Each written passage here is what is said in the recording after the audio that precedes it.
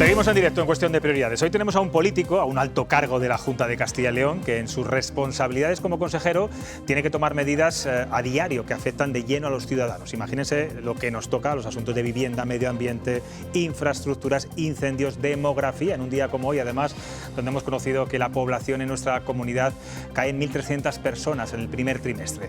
Bueno, de todo esto vamos a charlar ahora con el consejero de Medio Ambiente, Vivienda y Ordenación del Territorio, Juan Carlos Suárez Quiñones. ¿Qué tal? Buenas noches. Muy buenas noches. Bueno, usted tiene las competencias en demografía, en materia de dinamización demográfica, se denomina ahora. Hoy hemos conocido esos datos de estadística continua de población publicada en el INE. La verdad es que no son buenas cifras para Castilla y León, consejero. Estamos en el furgón de cola, decrece levemente, eso sí, la población residente, al contrario que a nivel nacional. Decía esta mañana el portavoz que el gran problema es el número extremadamente bajo de nacimientos. ¿Qué se puede hacer? Bueno, decías que yo soy el responsable. No, la Junta trabaja íntegramente en la lucha contra la despoblación y tomando medidas, todas las consejerías, todas las consejeras y consejeros, por mandato del presidente Alfonso Fernández Mañueco, para acrecentar la población y llamar a Castilla y León aquel que quiera venir a aportar y a trabajar y a traer talento, ¿no? En ese sentido, estos datos son unos datos muy provisionales de un primer trimestre.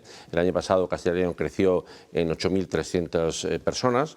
Tenemos un problema de la tasa negativa que hay entre defunciones y nacimientos, que es algo que ocurre a toda la España interior, a toda la Europa interior, y por ello ese problema preocupa a la Comisión Europea y a la Organización para la Cooperación y el Desarrollo Europeo, y ha seleccionado un proyecto de Castilla y León junto con otros países, con Grecia, con Francia, con Finlandia, y con Eslovaquia y con Portugal, para que llevemos estas recetas que tenemos en Castilla y León para que la Comisión Europea encamine las nuevas políticas europeas. Por tanto, algo nos está haciendo mal en Castilla y León en esta materia cuando nos han elegido junto con otras regiones de Europa para asesorar a la Comisión sobre las medidas a tomar.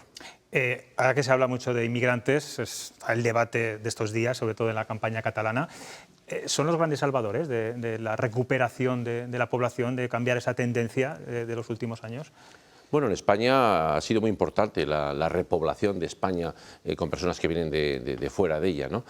Por tanto, todo el que venga a aportar, a trabajar y a crear valor para Castilla y León, bienvenido sea. Por lo tanto, sí, es una forma de incrementar la población, pero no solo la población inmigrante. Estamos preocupados por atraer a los castellanos y leoneses que están fuera de España y fuera de Castilla y León, y hay numerosos recursos y numerosas figuras puestas en marcha por la Junta de Castilla y León para que se produzca esa atracción, esa llegada. Y desde luego estamos teniendo resultados en el sentido positivo. Repito, el año pasado 8.300 personas, algo más, de incremento de población. Esta encuesta es muy provisional y hay que esperar los datos anuales.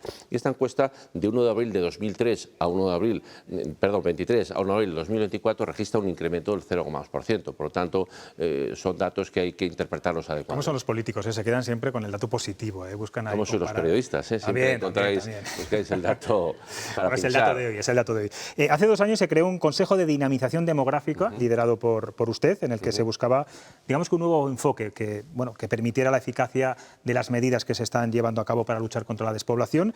Y usted anunció también el proyecto de ley de dinamización demográfica. Me gustaría saber en qué estado está esa norma y qué resultados está teniendo esta comisión. Bueno, la comisión, falta ahí una figura que es la estrategia. La comisión es una reunión de todas las estructuras sociales, sindicatos, empresarios, municipios, universidades, investigación, donde podamos discutir qué hay que hacer y evaluar las políticas públicas de la Junta de Castilla y León. Por lo tanto, es un foro ciudadano, un foro social, donde se ve, todo el mundo participa. No solo es criticar, sino aportar lo que crean que es oportuno y valorar lo que hace la Junta de Castilla y León. El anteproyecto de ley está trabajándose porque son muchas consejerías las que tienen que aportar y, por tanto, esperemos que cuanto antes podamos aprobarlo como proyecto de ley y llevarlo a las Cortes de Castilla y León. Y la estrategia para la dinamización demográfica y el territorio de Castilla y León es una estrategia que vamos a presentar muy próximamente y que también va a ser la hoja de ruta que marcará por dónde tienen que ir las políticas públicas y también la iniciativa privada para luchar contra este problema que, repito, afecta y asola no solo a Castilla y León, sino a toda la España interior, a toda la Europa interior, como ya dije antes. Y consejero, más allá de comisiones, consejos, mesas, llevamos muchos años en Castilla y León viendo a los políticos que se reúnen, piensan, pero no acaban de dar con la tecla. Usted que está muy en contacto con el medio rural, ¿Cuáles son las soluciones más eficaces, más realistas para evitar que los pueblos se despueblen? Bueno, yo creo que todo el mundo puede acceder a ellas. El día 14 se publicarán los presupuestos generales de Castilla y León. Va a haber un anexo en el que se van a identificar todos los proyectos y las acciones cuantificadas en los presupuestos que luchan contra este fenómeno de la despoblación. Por lo tanto, ahí se puede ver todo lo que se hace para la despoblación, todas las medidas de incentivos a la natalidad, al establecimiento empresarial, a la innovación, todos los incentivos en favor de la vivienda en el medio rural, las desgravaciones fiscales, un paquete importantísimo de medidas que precisamente esas medidas fueron muy bien vistas por la Comisión Europea para elegir a Castilla y León a efectos de poder asesorar a la Comisión Europea cómo hay que encaminar estas políticas por parte de la Comisión Europea en el futuro. Tenemos que empezar a acostumbrarnos, usted también es consejero de Ordenación del Territorio, tenemos que empezar a acostumbrarnos a ver o a sufrir de alguna forma que pequeños pueblos de nuestra comunidad van a echar el cerrojo. No, yo creo que nosotros tenemos que luchar por lo contrario, tenemos que luchar por dar oportunidades. Los mejores servicios públicos de España están en Castilla y León, los mejores servicios públicos en el medio rural están en Castilla y León, una sanidad capilarizada con 3.600 consultorios. Estamos acometiendo un programa enorme de depuración de las aguas residuales de todos los núcleos de población, de abastecimiento. El otro día firmó el presidente de la Junta de Castilla y León un protocolo con las diputaciones para cambiar las redes interiores de nuestros pueblos en el abastecimiento, evitar las pérdidas de red, es decir, no, la Junta de Castilla y León y Castilla y León en general, todas las administraciones no pueden renunciar y no renunciarán a que eso ocurra. Por tanto, tratamos de revitalizar el medio rural y no pararemos hasta que lo consigamos o consigamos que estos resultados positivos que tenemos se consoliden y se incrementen. Vamos a dejar este área, vamos a por otra, también relacionada con el medio rural. Hemos dejado el mal tiempo. Desde mañana va a haber temperaturas ya muy altas. Bueno, en León creo que va a haber unos 27 grados, en Zamora 28, Salamanca 27 también. El Gobierno ha adelantado la campaña de incendios al 1 de junio. ¿La Junta de Castilla y León se va a adaptar a ese calendario? Bueno, yo creo que son noticias confusas. El Gobierno dice que adelanta el día 1 de junio, pero es una entrada de medios desigual, porque por ejemplo sí, en Ávila va a ser, pero por ejemplo en León la brief de Taullo no va a llegar hasta después del 18. En definitiva, son, digamos, noticias muy generalistas y particularizando, esto no es así. Nosotros es que tenemos los medios ya. ¿Quiere usted decir que si ustedes, la Junta de Castilla y León, abriera la campaña el 1 de junio, no tendrían, digamos, todo lo operativo del Gobierno necesario a esa fecha? Efectivamente, no habrá operativo del Gobierno en algunos sitios. Nosotros tenemos operativo desde el 1 de enero de este año y al 1 de junio va a estar prácticamente todo el operativo desplegado. Lo que va a pasar a partir del 12 con la declaración de peligro alto es que se van a limitar determinadas actuaciones de uso público en el medio rural, en nuestros bosques y en nuestros montes. Por lo tanto, no es tanto una determinación de que a partir de ese momento hay medios, los medios ya están, ya los hay desde enero, sino que va a haber una serie de limitaciones en el uso público del monte para bajar los riesgos, ¿no?, ante esa situación a partir del 12 de junio. Por tanto, no identifiquemos inicio del periodo de riesgo alto con medios. Los medios van a estar en su totalidad a partir del 1 o del 2 de junio y, repito, tenemos un operativo a un porcentaje enorme ya desde el 1 de enero. Precisamente esa es una de las reformas que hicimos desde el año 22 con ese acuerdo con el diálogo social, la Comisión sobre la UGT y la patronal y la Junta de Castilla y León el 27 de septiembre que firmamos en el año 22. Que fue el año negro para los incendios de Castilla y León, no así el año pasado. De Castilla y León, de España y de Europa. En cualquier caso, no es inamovible esa fecha del 12 de junio. No. Los técnicos hacen una evaluación y si hubiera que adelantar, lo que no se puede retrasar, pero adelantarían. No es inamovible, depende de las circunstancias. Esto todos son criterios técnicos y, por tanto, si no hay ningún criterio técnico en contra, el 12, por normativa, entraría esa época de peligro alto. Hay que pensar que las limitaciones conllevan perjuicios o unas incomodidades, ¿no?, para el uso público, incluso para la propia agricultura. Por lo tanto, hay que ser muy responsables y no hacer aquello que no sea equilibrado y razonable y técnicamente fundado. Y los extremos climatológicos, que también afectan mucho, ¿no? Al final, correcto, las temperaturas tan altas pueden... Una de sus principales luchas desde hace 2 años es la situación del lobo en Castilla y León. Ya se han empezado a dar los primeros pasos, en el Congreso al menos, para recuperar la caza al norte del Duero, con el apoyo incluso de Junts y del PNV. ¿Qué cree que va a pasar? ¿Se va a revisar? ¿Va a cambiar? Si cambiara, ¿En qué situación queda el Gobierno después de todo lo que ha pasado? No tanto es recuperar la caza no es el tema es recuperar la gestión. La gestión. Las comunidades autónomas tenemos una gestión responsable, equilibrada, por cupos comarcales, donde los técnicos nos decían cuál era la población y qué había que hacer, cuántos lobos podían ser extraídos de esa población para mantener un estado de conservación favorable, porque nuestros planes eran de conservación, no de exterminación del lobo. Y por eso el lobo tiene una población de más de 2.000 ejemplares cuando tenía hace 30 años 300, ¿no?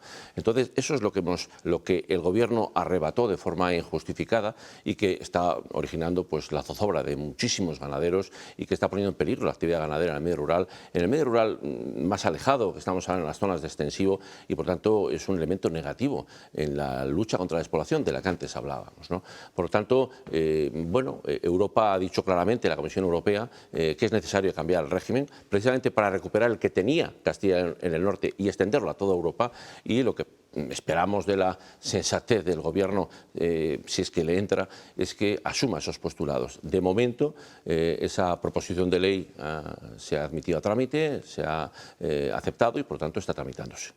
Está el Gobierno a la espera del censo de lobos, tanto en Asturias, Cantabria, las comunidades más loberas, digamos, Castilla y León, y dicen que tardan ustedes demasiado, que tenía que haberlo tenido a finales de año. Yo no sé cómo está, en qué momento está, y por las cifras que me imagino que le irán contando, ¿cuál es la situación? Bueno, es curioso, ¿no?, que el Gobierno pregunte ahora por el censo, porque cuando catalogó el lobo en el ESPRE no preguntó por el censo, lo hizo sin saber. Por lo tanto, la actuación irresponsable en aquel momento, haciendo algo sin tener datos, porque, hombre, para tratar una enfermedad primero hay que saber qué enfermedad hay, ¿no?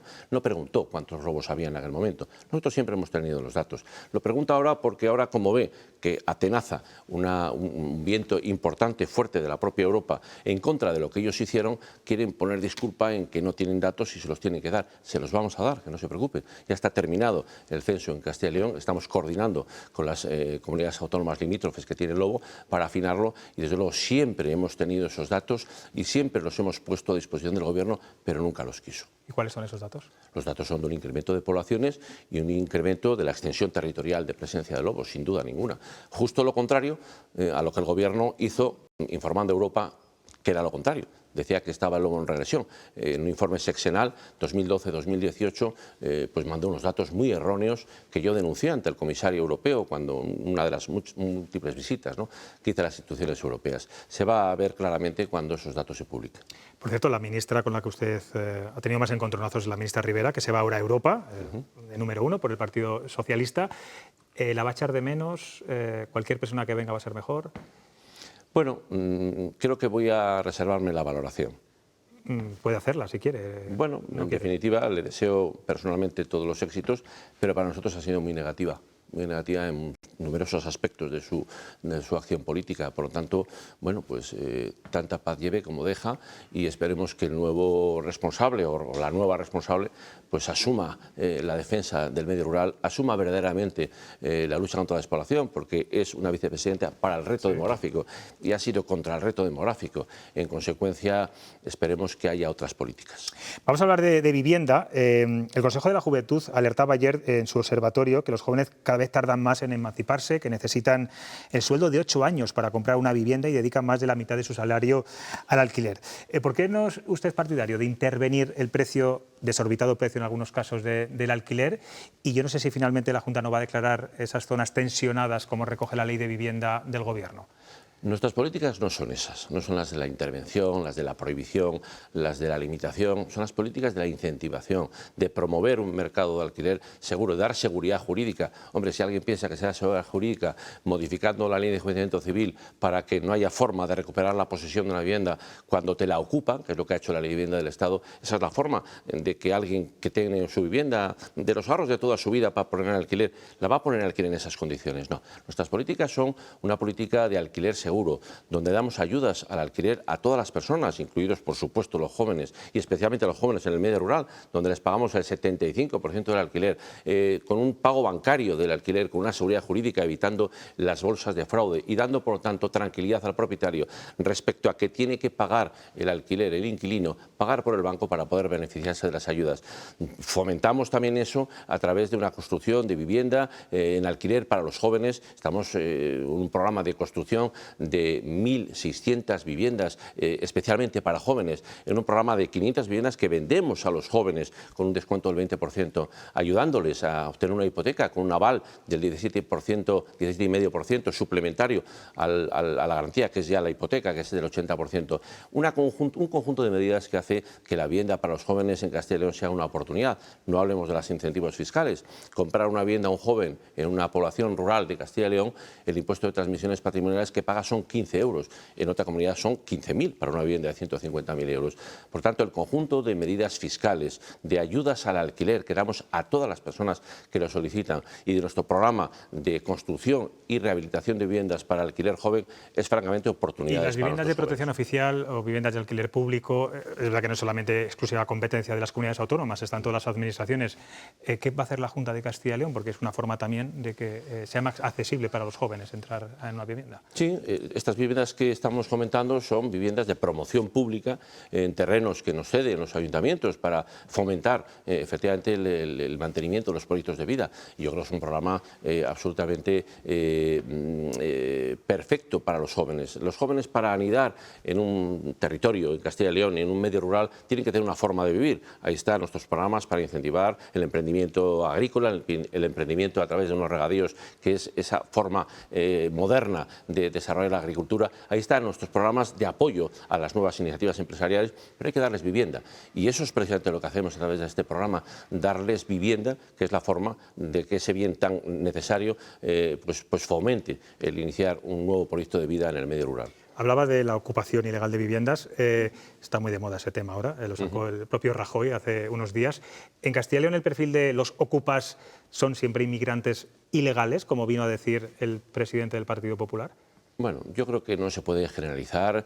En definitiva, Castilla y León tiene un fenómeno muy limitado de ocupación. Creo que eso parte de la propia estructura y la seriedad de nuestra comunidad, de las políticas públicas que no abonan a esa posibilidad y por lo tanto no es un problema especial en Castilla y León, a pesar de lo cual puede serlo, porque la ley de vivienda lo que hace es un efecto llamada, ¿no? Parece que es fácil cuando una ocupación ilegal se empadrona a las personas y se dificulta la recuperación de la posesión por el propietario, es un caldo abonado para que esto es así. Nosotros luchamos contra ello, oponiéndonos a determinadas normas del Estado, creando esas oficinas antiocupa o de información a través, con la colaboración de las cámaras de la propiedad urbana, y de momento los resultados son que en Castilla y León esa preocupación está matizada. Preocupa, pero es verdad que es excepcional, digamos, ¿no? Vamos a ver qué le preguntan a los tres periodistas, están aquí en la mesa. Silvia González. Consejero, buenas noches. Buenas noches. Antes se decía que los incendios o la lucha contra los incendios se hacía en invierno, pero a tenor de cómo está afectando el cambio climático, que estamos ante inviernos cada vez más cálidos y más secos, yo no sé si la Junta está teniendo en cuenta estas nuevas circunstancias, este cambio climático, cómo está afectando, y si la Junta ha hecho los deberes durante todos estos meses y cómo se presenta esta campaña de alto riesgo, si temen que se puedan reproducir las terribles imágenes de hace 2 años. Bueno, respecto a la primera parte, efectivamente el tratamiento del monte en invierno, los tratamientos silvícolas son importantes. Fundamentalmente son importantes para dar seguridad a las propias cuadrillas que apagan los incendios, buscando zonas de seguridad, limpiando cortafuegos y realizando, por tanto, unos trabajos en la infraestructura forestal que permita atacar mejor el fuego. Nosotros lo que hemos hecho a raíz de los acuerdos del año 22 es incrementar de una forma exponencial. Hemos prácticamente duplicado el presupuesto que se dedicaba a los tratamientos silvícolas.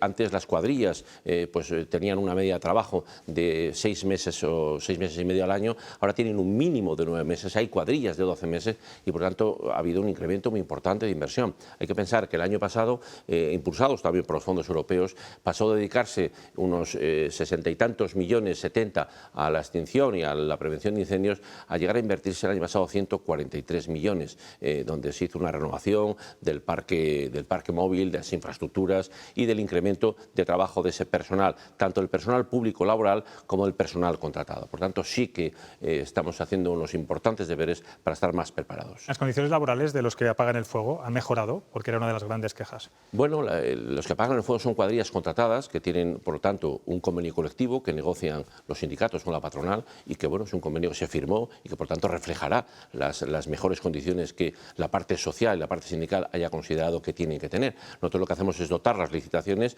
del presupuesto necesario para recoger todos sus acuerdos y que, por lo tanto, haya esas mejoras. Y postulamos y mediamos para que esas mejoras se produzcan. Monse.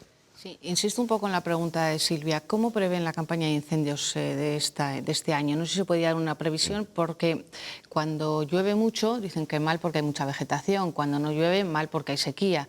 No sé si tienen ya una previsión de por dónde puede ir este año la campaña. Y le haría una segunda pregunta que no tiene absolutamente nada que ver, pero un poco a raíz de lo que decía José Luis. Los pueblos que se cierran. Durante muchos años hemos hablado, yo diría que todos los presentes hemos escrito y hemos hablado mucho de la ordenación del territorio, y ha llegado a haber proyectos y leyes casi a punto de ordenación del territorio. Ya no va a haber más leyes. No hay previsión de que se siente el Ejecutivo, se siente la Consejería, de poner sobre el papel algo que sirva de guía para cómo ordenar nuestra comunidad. A la pregunta primera, que es verdad que no contesté a Silvia, pido disculpas, la previsión no es fácil hacerla.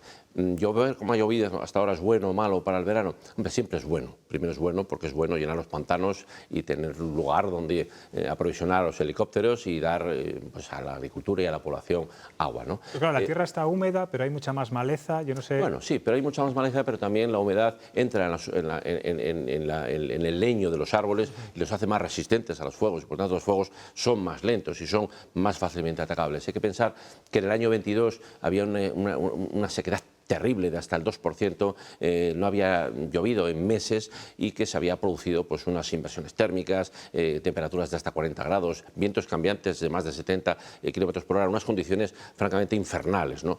No esperamos que esto ocurra en el año 24, pero las previsiones en materia de clima hay que hacerlas con mucha prudencia porque estamos acostumbrados a ver que hay cosas que nunca han ocurrido, como ocurrió en el año 22, no esperamos que ocurra, pero quizá esto es una equivocación que yo lo diga, ¿no? Vamos a esperar, lo cierto es que estamos más preparados, más coordinados con comunidades autónomas, esperemos que el Gobierno incremente los medios aéreos que siempre les hemos reclamado, que son su competencia, a pesar de que nosotros tenemos medios aéreos, y a ver si entre todos logramos que no haya pues, el problema tan terrible que hubo en el año 22. Respecto a la ordenación del territorio, es llevar los servicios con igualdad a todo el territorio, todos los servicios, y eso no es solo una ley, hay normas que ya existen, que determinan pues, las planas de prestación de los servicios. Lo importante es que los servicios existan, que haya inversión para las infraestructuras, que haya polígonos industriales que tengan suelo industrial dotado, como estamos ahora equipando, con bueno, pues una inversión de 170 millones para más de 10 millones de metros cúbicos, que permita que las empresas vengan, que haya trabajo, que haya esa vivienda para que los jóvenes tengan donde vivir, que haya escuelas, que las hay, con hasta 3 niños, escuelas públicas, y en esas planas de llevar los servicios a todo el territorio con igualdad, ahí está el éxito de la ordenación del territorio, no en una ley o en un papel. Aquello de crear, a lo de la etapa anterior de Herrera, elegir un lugar, una cabecera de comarca donde se acumularan todos los servicios de esa zona, ¿eso ya está olvidado? Bueno, todos podemos ver que hay pueblos que son cabecera de servicios y tienen los servicios. Y si hay un centro de salud, es un centro de servicio de salud. Por tanto, no está equivocado. Está así en nuestro territorio. Siempre en las comarcas hay un centro de referencia de servicios bancarios, de servicios de comercio, lo que no quita para que mantengamos pues, una estructura, consultorios médicos, en los pueblos hay infraestructuras y oficinas en el ámbito agrario. Es decir, no renunciamos en absoluto a llevar todos los servicios hasta el último pueblo, pero no vamos a evitar que haya pueblos que sean cabecera de comarca y que mantengan esa viveza de los servicios. Rafa.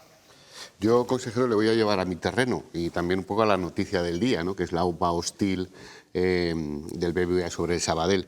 Una de las posibles consecuencias que puede tener, en el caso de que fructificase, es la reducción de oficinas, ¿no? No sé si le preocupa que en el medio rural esta posible fusión pueda acrecentar un poco la exclusión financiera, ¿no? Que llaman de los pueblos.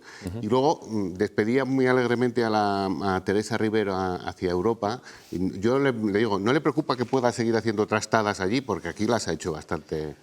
Bueno, a la primera pregunta, Es cierto que estas dos entidades, tanto el Banco de Sabadell como el BBVA, no tenían una gran implantación en el medio rural en Castilla y León. Por lo tanto, el impacto que pueda haber la reducción de oficinas, bueno, pues habrá que verlo y será limitado. Sí nos preocupa con carácter general, no en relación a esta OPA hostil, sino con carácter general sí que ha habido un proceso de desaparición, sobre todo de marcas bancarias muy de Castilla y León que sufrió un retroceso en los servicios que prestaba nuestro medio rural. Nosotros tomamos medidas, todas las comunidades toman medidas a través de convenios, a través de las diputaciones, de cajeros automáticos móviles, y desde luego sí que hay que trabajar en ese sentido porque es bueno que este servicio del banco, ese servicio de sacar efectivo, se acerque a los pueblos. Es cierto que la banca electrónica cada vez está más implantada, nos preocupamos por formar digitalmente a nuestra población mayor a través de la Consejería de Movilidad y Transformación Digital, y por tanto cada vez los mayores saben utilizar más las nuevas tecnologías, pero hay que garantizar que puedan sacar dinero efectivo, que no zozobren porque se les acaba el dinero en efectivo, y ahí trabajan las administraciones todas, la Junta, las Diputaciones y los ayuntamientos. Y respecto a la OPA hostil y esa posible limitación o disminución de las oficinas, pues habrá que estar vigilantes, desde luego pidiendo a la nueva entidad fusionada o absorbida, pues que desde luego en ese mapa de Castilla y León evitemos que tenga consecuencias. ¿El temor respecto a la ministra en Europa? Bueno, la ministra en Europa de momento va a ser eurodiputada, una más de 705, ¿no? Por lo tanto, esperemos que se sume a las tesis más positivas para España, que no lo ha hecho el Grupo Socialista en Europa, ¿no? Cuando está en contra, por ejemplo, de estas políticas a favor de los ganaderos en materia de las especies silvestres, y que, bueno, muchas otras, como la ley de la restauración de la naturaleza, determinadas decisiones europeas muy complejas y muy perjudiciales para aplicarlas en Castilla y León, y el Grupo Socialista siempre ha estado favoreciendo las tesis que no vienen bien para Castilla y León. Le pedimos, por lo tanto, que asuma la defensa de Castilla y León, la defensa de España, y desde luego, si bueno, pues tiene otras posibilidades, como ser comisaria, bueno, pues que sea comisaria de una responsabilidad que esté alejada de las incidencias que pueda tener en Castilla y León, y si no es así, que tenga compromiso con esta tierra. Pues Juan Carlos Suárez Quiñones, gracias por estar en Cuestión de Prioridades. Ojalá no se repita, vamos a tocar madera, que el 2022, año fatídico para los incendios, mi pueblo fue uno de los más afectados, no vuelva a suceder. Yo no sé si a partir de ahora que empiezan las temperaturas tan altas, usted está más tenso, más nervioso, duerme peor, porque claro, un verano para un consejero de Medio Ambiente no debe ser fácil. A mí me gusta mucho que llueva. Pensaba que dormir. Pensaba que decir dormir. Por todo. Pero, en definitiva, pues el turismo también necesita buen tiempo y otros sectores económicos, y la ciudadanía necesita alegría, ¿no? Por lo tanto, lo que hace falta es tener una estructura bien preparada, tener siempre un compromiso de la ciudadanía en el uso del monte. Todo el mundo, por sentido común, sabe lo que hay que hacer para evitar un incendio forestal. No obstante, nuestro personal del monte, nuestros agentes medioambientales, trabajadores medioambientales y el personal público instruye, y la página web instruye de lo que no hay que hacer. Tomaremos las medidas necesarias. Además son los pirómanos en estos casos, claro. Bueno, los pirómanos como enfermedad mental que conlleva disfrutar del fuego es la causa probablemente más pequeña de los incendios forestales. Hay otras que no son esas, que están en la imprudencia, que están en la intencionalidad por otros motivos, ¿no? Colaboración, responsabilidad y colaborar con las fuerzas de seguridad cuando saben de alguien que quema el monte, que todavía los hay y que lo queman voluntariamente, y que en muchas ocasiones se sabe quién es, ¿no? Por favor, llamadas anónimas, que no pasa nada, no se identifica al llamante, pero que dé los datos para que acabemos con este tipo de... Esa es clave, pues habrá que insistir mucho durante todos estos meses y semanas en ese asunto. Gracias de nuevo por estar aquí en Cuestión de Prioridades. Gracias a vosotros. Gracias. Y a la mesa.